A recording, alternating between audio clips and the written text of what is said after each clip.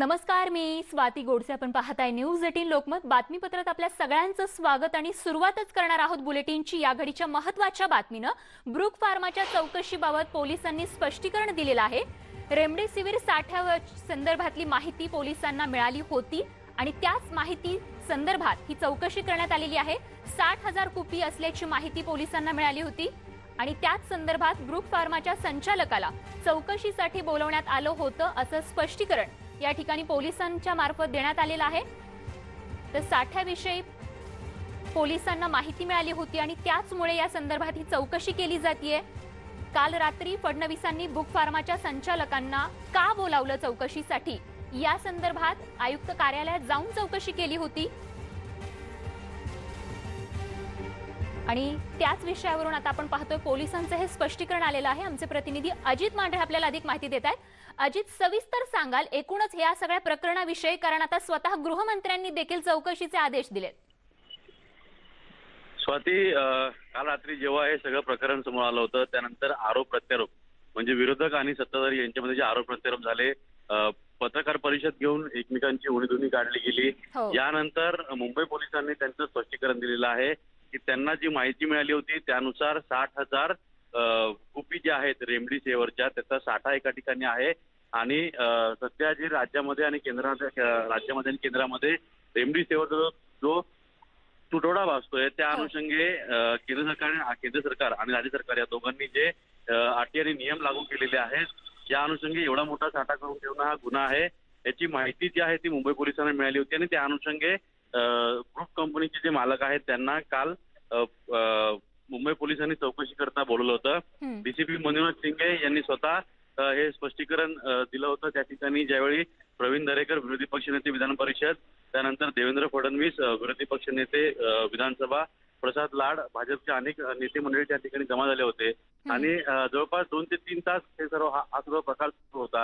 यानंतर आज उशिरा मुंबई पोलिसांनी त्यांचं स्पष्टीकरण दिलेलं आहे की त्यांना एक माहिती मिळाली होती त्यानुसार त्यांनी त्या कंपनीच्या मालकाला चौकशी करता बोलवलं होतं आणि चौकशी दरम्यान ही सगळी मंडळी जी आहेत ती आली, त्यांनी त्यांचं जे स्पष्टीकरण दिलं आणि त्यानंतर त्या ब्रूक कंपनीच्या मालकाला सोडून देण्यात आलेलं आहे. मात्र जर आपण पाहिलं तर मुंबई पोलिसांच्या ह्या प्रेसनोटमध्ये सर्वात महत्वाची लाईन आहे ती म्हणजे या कंपनीच्या मालकाला पुन्हा चौकशी करता बोलवलं जाणार आहे. जेव्हा जेव्हा चौकशीला बोलवलं जाईल तेव्हा तेव्हा या कंपनीच्या मालकाने चौकशीला हजर राहावं असं देखील मुंबई पोलिसांनी स्पष्ट केलेलं आहे.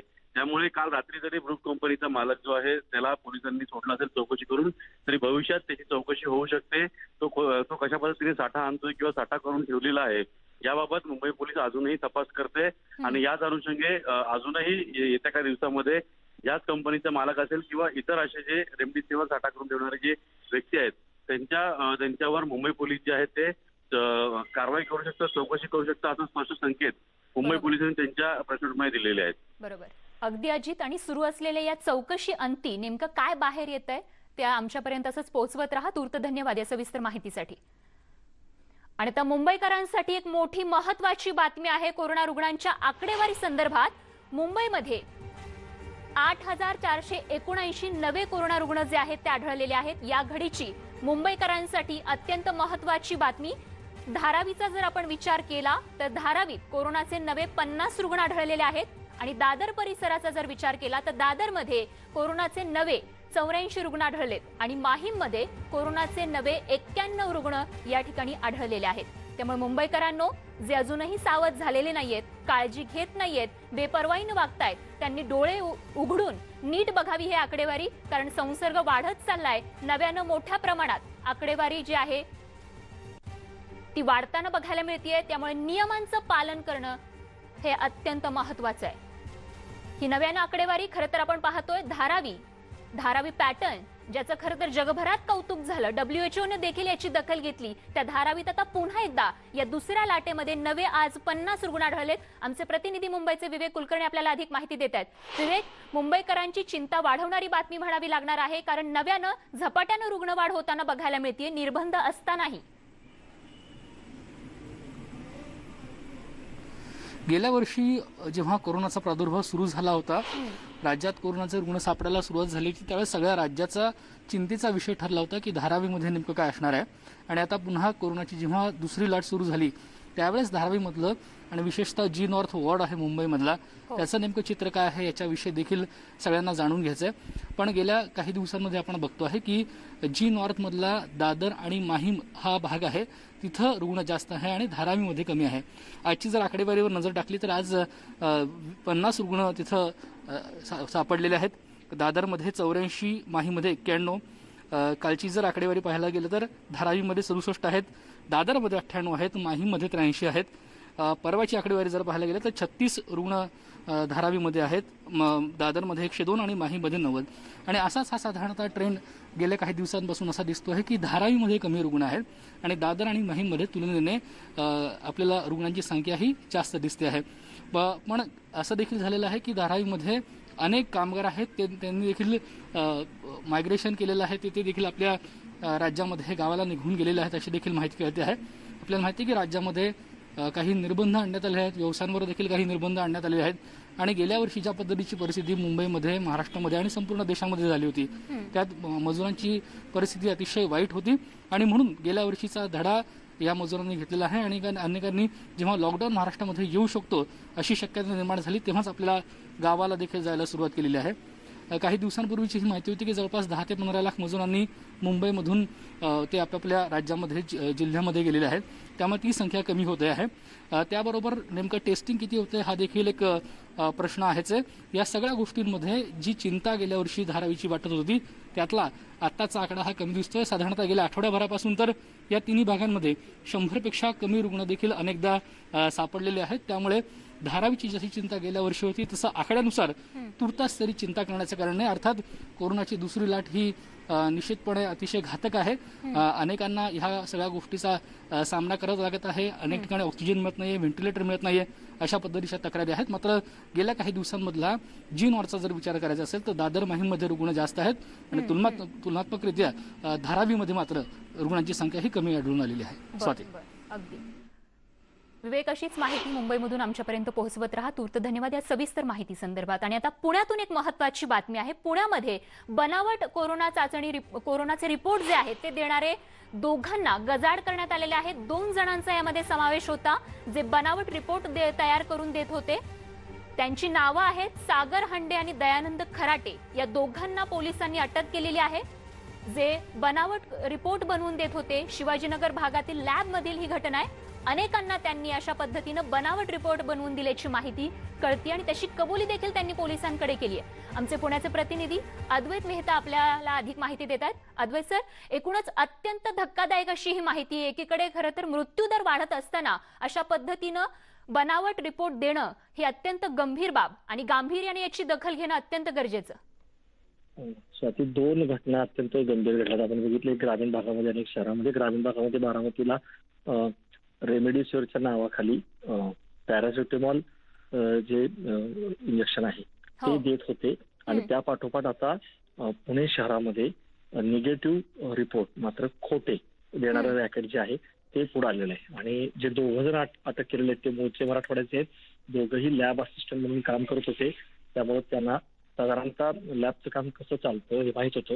दरम्यानच्या काळामध्ये घरी जाऊन वेगवेगळ्या चाचण्या करण्याचं प्रमाण वाढलं होतं गेल्या 1-1.5 वर्षामध्ये. त्याचा कुठेतरी त्यांनी गैरफायदा घेतला. ज्या ओळखी निर्माण झाल्या होत्या, मग ती रक्ताची चाचणी असेल किंवा लघवीची चाचणी असेल त्या निमित्ताने, आणि मग त्यांनी अशा पद्धतीनं जे रिपोर्ट्स आहेत खोटे रिपोर्ट्स ते द्यायला सुरुवात केली. प्राथमिक तपासामध्ये असं कळालेलं आहे की ज्यांना विमानाने प्रवास करायचा आहे आणि अर्जंट रिपोर्ट पाहिजे आणि तो निगेटिव्ह रिपोर्ट असल्याशिवाय प्रवास करू शकत नाहीत, अशांना ते बनावट रिपोर्ट बनवून घ्यायचे. हे प्रकरण जेव्हा एका जागरूक नागरिकामुळे उघडकीस आलं, कारण त्याच्या घरी लक्षणं असलेले 3 जण होते आणि लक्षणं असून सुद्धा आपले रिपोर्ट निगेटिव्ह कसे आले. ज्या लॅबच्या फॉर्मॅटचा ते उपयोग करायचे त्या लॅबशी संपर्क साधला. त्या लॅबला देखील माहित नव्हतं, कारण हे त्या लॅबचा जो फॉर्मॅट होता त्या फॉर्मॅटमध्ये एडिट करून ते बदल करून घ्यायचे. बरोबर. वैयक्तिक पातळीवरती त्यांनी हा गुन्हा खरं तर केलेला आहे आणि त्याची दखल आता पोलिसांनी घेतलेली असून त्यांना अटक करण्यात आली आहे. धन्यवाद अद्वैत या माहितीसाठी. यानंतर बघूयात पुढची बातमी आहे शिर्डीतल्या आढावा बैठकीतून. शिर्डीमध्ये जी आढावा बैठक झाली त्या बैठकीत खूप मोठा गोंधळ झाल्याचं बघायला मिळालं. बाळासाहेब थोरात स्वतः या बैठकीला उपस्थित होते आणि त्यांच्या उपस्थितीत हा गोंधळ झालाय. राष्ट्रवादीच्या कार्यकर्त्यांमार्फत हा गोंधळ करण्यात आलेला आहे, गोंधळ घालण्यात आलेला आहे. अकोले तालुक्यात अन्याय झालेला आहे या तालुक्यावरती अशी भावना या कार्यकर्त्यांची होती आणि तशी आक्रमक भूमिका घेत त्यांनी हा गोंधळ घातलेला आहे। रेमडेसिवीर इंजेक्शन न मिळाल्यानं त्यांनी हा संताप व्यक्त केलाय आणि तसा जाबही त्यांनी बाळासाहेब थोरातांना विचारला। तर ह्या बैठकीतली ही दृश्य आपण पाहतोय। पोलिसांना हस्तक्षेप करावा लागलेला आहे कारण मोठा गोंधळ उडाला होता आणि त्यामुळे वातावरण निवळण्यासाठी पोलिसांना हा गोंधळ संपवण्यासाठी तिथे येऊन नियंत्रण मिळवावं लागलेलं आहे। राष्ट्रवादीच्या कार्यकर्त्यांनी हा गोंधळ घातलेला आहे। तालुक्यावरती अन्याय झालेला आहे, कमी पुरवठा झालेला आहे रेमडेसिवीर इंजेक्शनचा की जिथे एकीकडे रुग्णसंख्या वाढत असताना त्यांना उपचार जे रुग्ण घेत आहेत कोरोना संसर्ग झालेले त्यांना रेमडेसिवीर या इंजेक्शनची गरज असताना तिथे तुटवडा असताना देखील तितक्या प्रमाणात पुरवठा झालेला नाही आणि हा अन्याय असल्याची भावना या कार्यकर्त्यांनी या बैठकीमध्ये व्यक्त केली आहे। आणि बातमीसह बुलेटिनमध्ये अगदी छोटासा ब्रेक घेऊन लगेचच परत येतो। बघत रहा न्यूज 18 लोकमत।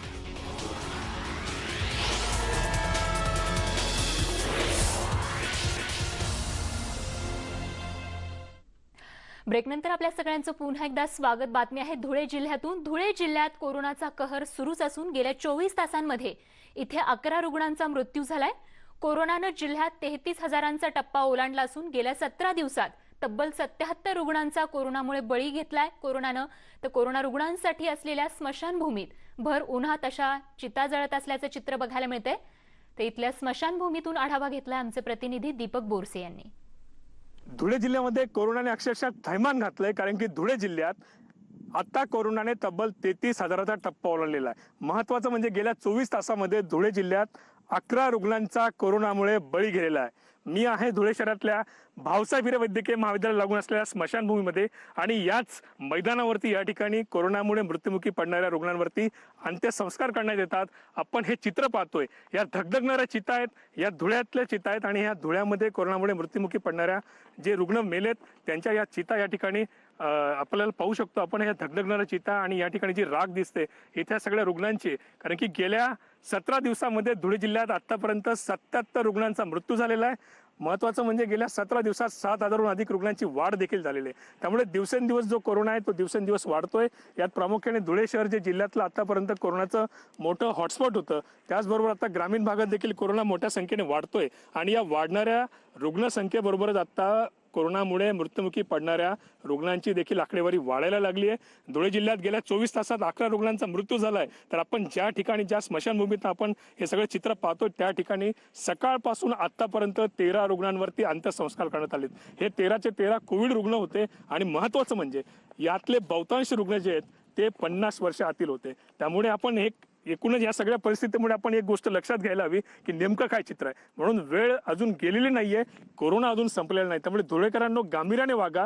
प्रशासन सातत्याने नियमांचं या ठिकाणी नियम घालून दिलेत प्रशासनाने, प्रशासन सातत्याने आवाहन करतंय, पण अजूनही अनेक लोक जे आहेत ते नियमांचं पालन करत नाही, बेफिक्रीने वागतात आणि बेफिक्री तुमच्या जीवावर किती उठू शकते या धगधगणाऱ्या चितांकडे तुम्हाला लक्षात येईल। त्यामुळे अजूनही वेळ गेली नाही, गांभीर्याने वागा। वेळीच प्रशासनाने जे काही नियम घालून दिलेत त्याचं पालन करा, नियमांचं पालन करा, मास्कचा वापर करा, तरच आपण स्वतःचा आणि आपल्या परिवाराचा आणि त्याचबरोबर आपल्या समाजाचा, इतरांचा देखील जीव वाचवू शकतो। त्यामुळे वेळीच नियमांचं पालन करा, मास्कचा वापर करा, जबाबदारीने वागा।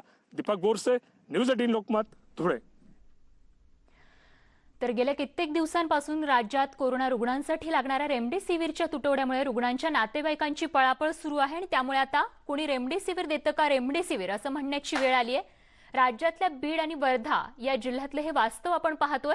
बीडमध्ये रेमडेसिवीर इंजेक्शनसाठी रांगा लागल्याचं बघायला मिळतंय, तर दुसरीकडे वर्ध्यात रेमडेसिवीरचा साठा संपलाय आणि ऑक्सिजनचा साठा देखील संपण्याच्या मार्गावर आहे।